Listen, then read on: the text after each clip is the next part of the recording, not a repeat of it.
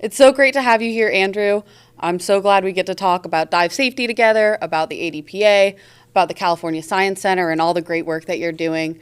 We've been members of the ADPA together for quite some years now, but could you talk to us a little bit about what the ADPA actually is? Yeah, the ADPA is the Association of Dive Program Administrators. It's an organization whose membership is made up of dive program administrators, dive safety officers within the community of zoo and aquarium dive programs and other related organizations. And the mission of ADPA is the to create a professional forum for the creative exchange of ideas, information, support, and solutions within that community. So I'm a past president of ADPA. I've been a member since 2015, and I served 9 years on the board, or I'm, in my ninth year on the board. And it's just a really tight-knit community, as you know. It almost feels like a family. And so, yeah, we're really there to support each other. We're there to support the diving safety officer. Yeah, absolutely. When I first joined the ADPA as a very young dive safety officer, it was like walking into home. Yeah. It's all these people who have the same questions as you, who have experiences in a very niche world. Zoo and aquarium diving, as you know, can be really different than the recreational Caribbean diving that a lot of folks are used to. Can you tell me a little bit about your journey in dive safety officering, in diving in the California Science Center, kind of how you got to be a part of ADPA? Sure. So I grew up around the ocean, and I'll just fast forward straight to my first diving experience. When I started college, I went to the University of California, Santa Cruz, and I started studying marine biology. And it just seemed like a very exciting opportunity. I think I had done a snuba experience in Hawaii, and I remember being tethered to that breathing hose and just thinking, I want to be down there on the bottom. And so that was kind of my first experience, and is really what led me to pursue an open water certification, which I did through Sport Chalet, if you all remember Sport Chalet.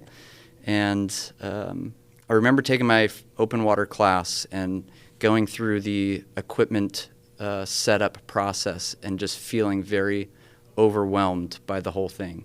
And I thought, this is the extent of what my diving experience is going to be. I'm going to be an open water diver, and I might dive quite a bit, but I couldn't really see myself pursuing anything past that. And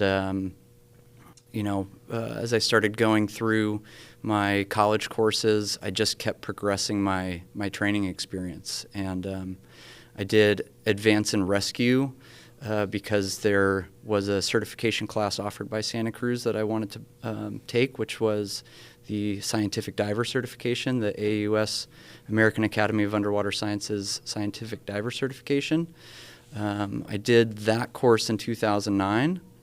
And as I approached to the end of my time in college, I became aware of a job opportunity at the Monterey Bay Aquarium called Underwater Explorers. And that program is a guest experience program for kids, 8 to 13 years old. And if you're familiar with the Monterey Bay Aquarium, they have this really cool exhibit off the back deck that's connected to the ocean. It's called the Great Tide Pool. And they take kids down there in the summer, and they put them on scuba. They stay on the surface, but they put them on scuba, and they teach the kids about marine science and ecology. And so I really wanted to be an underwater explorers instructor out of college. And so the prerequisite for that job was to be a dive master. So I pursued my dive master course, and around that same time when I was, applying for jobs, I wasn't super confident that I was going to get the job I wanted. And so I also applied for an internship at the Aquarium of the Pacific in Long Beach. And I ended up being offered that internship, but I also got offered the job at the Monterey Bay Aquarium. So I turned down the internship, and that interview process for the internship I called the diving safety officer back and I said, I really appreciate the opportunity, but I'm going to take this paid position. And what I didn't know was that, that simple gesture of like not burning a bridge and calling them back and thanking them for the opportunity would eventually lead to me getting a job as an assistant diving safety officer at the aquarium in Long Beach. So I finished my time at the Monterey Bay Aquarium. I went to the aquarium in Long Beach, and I helped run their exhibit diving operations for close to 3 years. And then I transitioned into an assistant diving safety officer of open ocean and scientific diving operations. And that's where I learned about, teaching the AUS scientific diver course.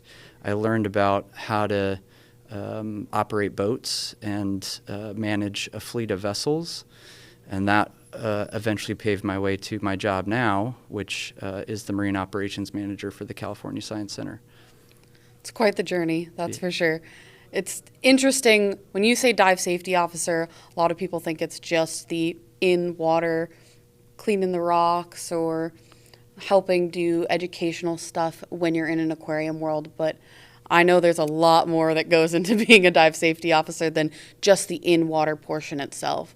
I know you've done a lot of different work in building protocols, things like that, and not only have you built them for your own organization, but you're a really good resource in helping others in the community, just like how you said that you had reached out to the dive safety officer and that connection helped you. You've been kind of spreading your connections to the rest of the ADPA, building that network.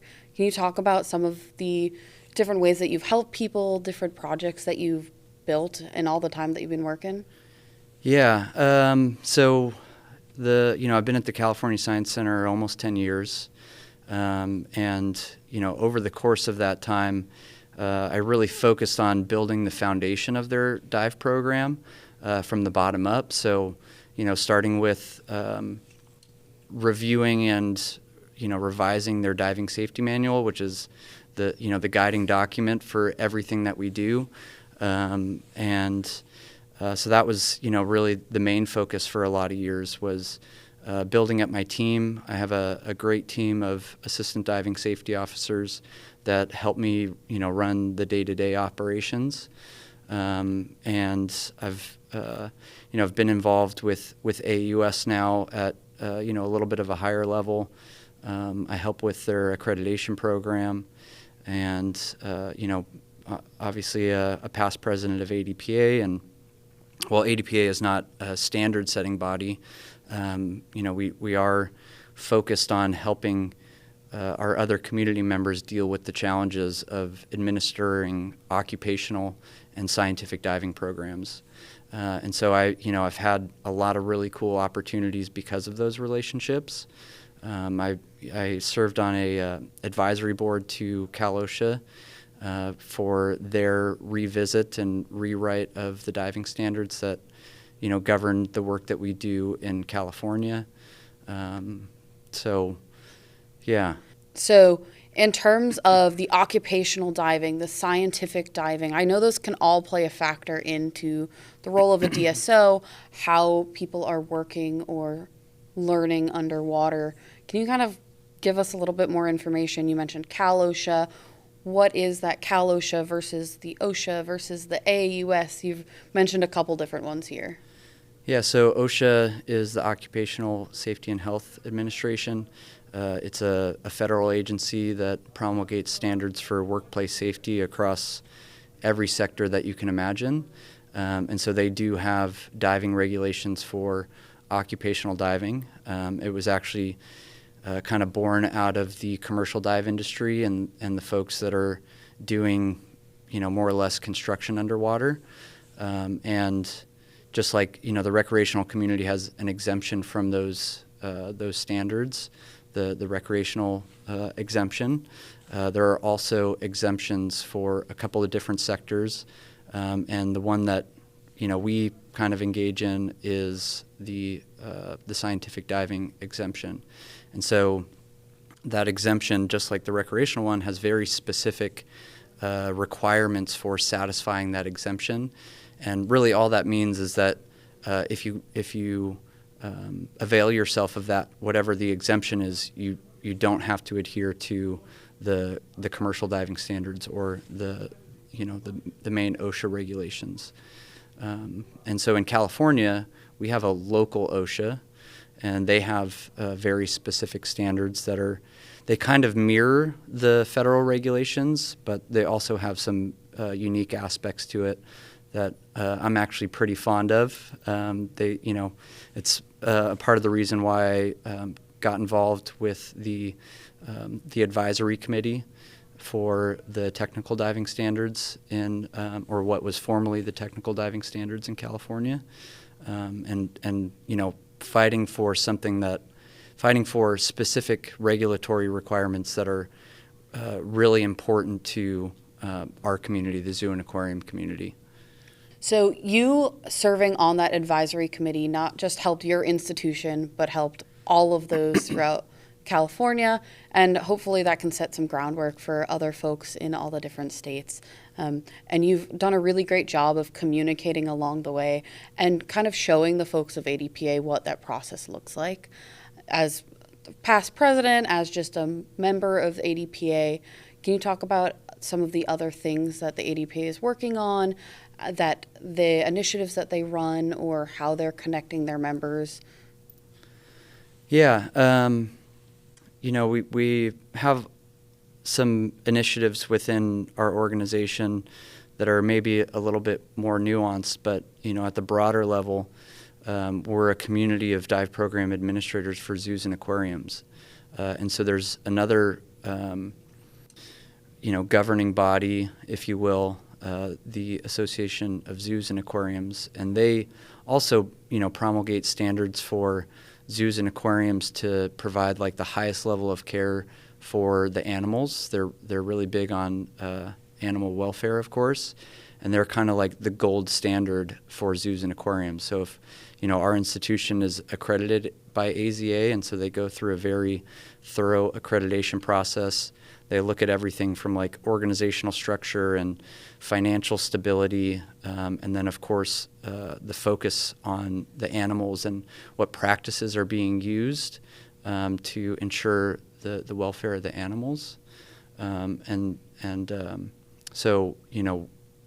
ADPA is obviously, it's important for us to engage with those regulatory agencies, whether it's AZA or AAUS or OSHA or Cal OSHA, and so we have ADPA has an external affairs committee that our community members are engaging with those regulatory agencies to talk about diving and to talk about how do we facilitate these dive programs and really elevate the diving program, the diving safety officer, and ensure that the people that we employ, whether it's staff divers or volunteer divers, are doing it in a safe way. Yeah, it's just as important within the zoo and aquarium world. A lot of our focus goes on taking care of the animals, making sure the animals have good welfare, happy lives. As a dive safety officer, you also need to make sure that the humans in the water are healthy, happy as well. I know when I was diving, some of the favorite interactions that I had were being around the conservation animals that we worked with, and also seeing how people visiting an aquarium for the very first time could be having the absolute most life-changing moment of their life. Some of these folks might never see a shark face-to-face, but walking into an aquarium, it's revolutionary for a 5-year-old who might live in the Midwest to see something that will maybe impact them and inspire them to do something like diving or making sure that they recycle down the line. Do you have any moments that stand out in your aquarium time of just a really big highlight of something like that? Yeah, I think you touched on an important point, which is like the guests of zoos and aquariums, of all ages, right? Like we have a lot of aquariums or zoos that are landlocked, and myself living in Los Angeles, we serve a underserved community, and so we have a lot of guests that maybe have never even been to the ocean, and having the opportunity to be in our exhibits on scuba and see our guests and particularly our kids' face just light up when they see a scuba diver is really cool, and it makes me feel like I'm part of something bigger. And you just never really know if you might be inspiring the next scientist or the next scuba diver through those interactions. And so you ask, what is an experience that I've had that it's been really special. And I think back to when I was first getting into this career and doing my first presentation in one of our exhibits. This was at the aquarium in Long Beach. And so a lot of aquariums use underwater communications, full face masks to educate our guests from inside the exhibit. And so I just remember my first show and coming down in what they call the Blue Cavern exhibit at the aquarium in Long Beach, and just seeing this large group of guests standing in front of there to see and learn about the environment that they were looking at. And it was just a really unique experience that was a departure from everything that I thought diving was about. All the diving that I had done to that point was in the ocean, and so I never really thought that. I didn't think about the fact that there's these zoos and aquariums all over the country that have large exhibits, and it requires divers to maintain them, but also gives the opportunity to educate the public about the ocean, about marine science and ocean conservation. Yeah, it's definitely interesting to think about the geographical side of things. I used to work at a zoo and aquarium, the Kansas City Zoo and Aquarium in Kansas City, Missouri. And geography-wise, the ocean is far, far away. So when I started working there, we started looking for volunteer divers. And I kind of expected, how many people in Kansas City, Missouri can be scuba divers? It can't be that high. I was wrong. A lot of people can be scuba divers, and it was amazing to see that even when you're so far from the ocean, there's so many people who are passionate about diving, who are passionate about the ocean, and it was really bringing those folks in and together and bringing them into that environment made those interactions with folks who don't know about the ocean so much better. To see, we had people who were in, their 30s, their 40s, who are coming to an aquarium for the very first time and having those life-changing experiences of, wow, this is my first time seeing a sea turtle. And what I really liked, I worked with a sea turtle there whose name is Turtellini, a great name, who is a rescued and rehab sea turtle, unable to be released into the ocean. She had some buoyancy issues. If she went back into the ocean, she wouldn't have a very good chance of survival. Right. Instead, there at the Kansas City Zoo and Aquarium, she was able to live, still is, a very happy life with all the food she could want, all the medical care she could want. And we now have this sea turtle there that people are able to see face to face. They can see, she was unfortunately a boat strike victim, we believe. Oh, no. So she has air trapped in the back of her shell at the back. She's unable to swim normally, which is very sad to see. It's also an excellent way to talk to people about how important us protecting our oceans and paying attention to animals and the environment is to say, hey, unfortunately, what happened with Turtellini was a human impact. Sure. And so I think zoos and aquariums are that kind of educational conservation tool. From the educational side, I know you also do a lot of the conservation side. Do you have any fun projects, super cool science that you're all working on now? Yeah, that's a good question. So, the California Science Center does engage in some citizen science. But we're unlike, some of my colleagues. The Science Center is not necessarily it's not a full-blown aquarium. Our mission is to stimulate curiosity and inspire science learning in everyone, and that's a much broader approach than just marine conservation. And so, Science Center actually has a lot of aerospace artifacts. We're home to the NASA Space Orbiter Endeavour. So some of the stuff that we've done in the past, we've helped with an organization called Reef Check. Reef Check has a project that they do in California where they monitor the rocky reef ecosystem. And so our divers help with conducting those surveys and doing site surveys to help drive their mission. And they look at how do they take this data that they collect and use it to inform the management of underwater resources. We've also helped out with an organization called Catalina Marine Society, and they have various different projects that they engage in. The one that we primarily helped with was a thermograph array project. And so the task of us as the divers was pretty simple. It was going down and taking little temperature sensors and deploying them on the bottom, and then we would retrieve and replace those sensors over time. And although I have a marine biology degree, I'm very much a diver, a working diver. Processing the data is not my forte, and so I go down and do the task for these organizations, and then I just pass the data over to them, and I'm like, let your scientists take this information and use it to advance science. Yeah, it's an important partnership. If the people who are collecting the data, there's the people who want to look at the data, and it takes both parties to make that research happen, to drive the environmental side of things and the conservation side of things. So you're saying you have people diving in the ocean, you also have some folks diving at the California Science Center. So you as the dive safety officer, how are you training them that's any different than what the average recreational diver is doing? Yeah. So at the Science Center, what's a little bit different is we don't really teach recreational scuba classes. We do teach some diving training. I guess it just depends on the need of the operation. So, we might teach a dry suit course or stuff like that. We might teach a nitrox course.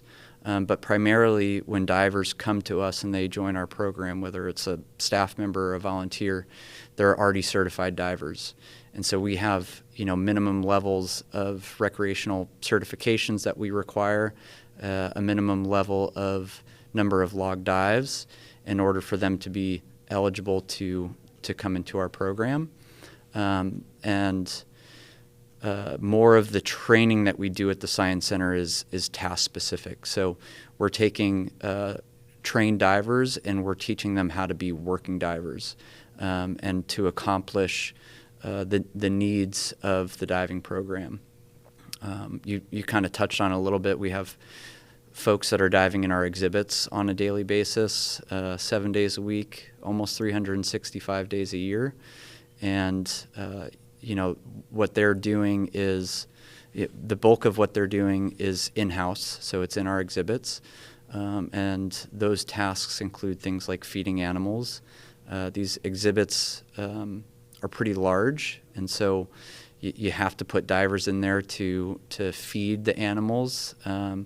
And we're cleaning the exhibit, so we're going in there and wiping down the acrylic windows. We're cleaning intakes.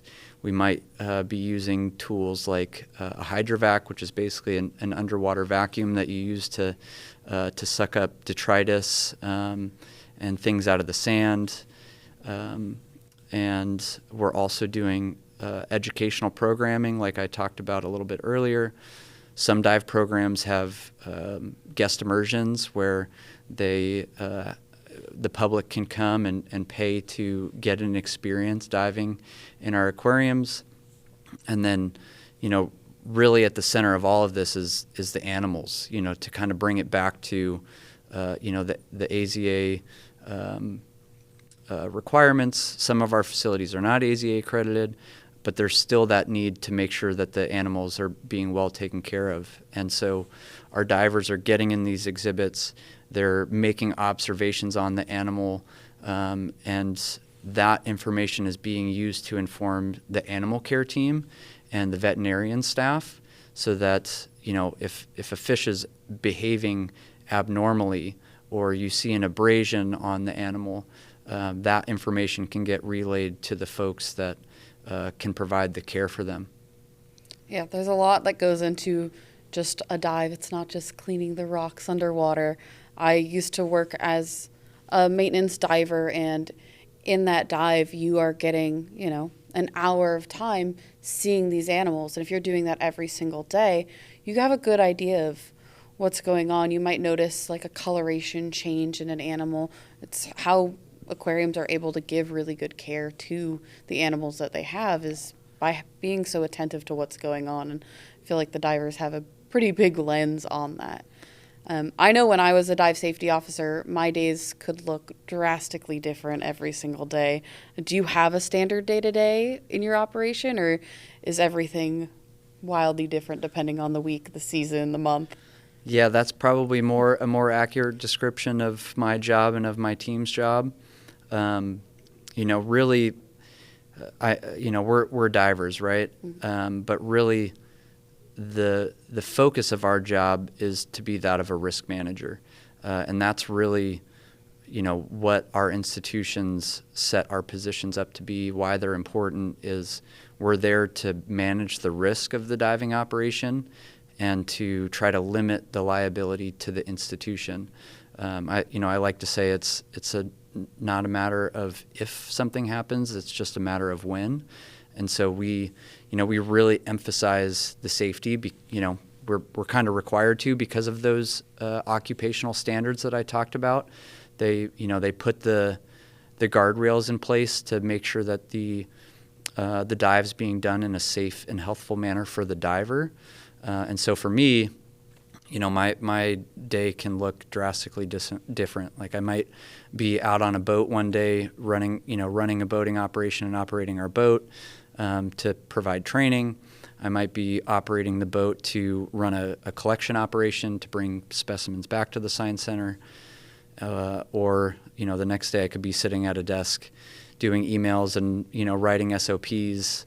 And so, it is variable in what we do, and we wear a lot of hats as dive program administrators.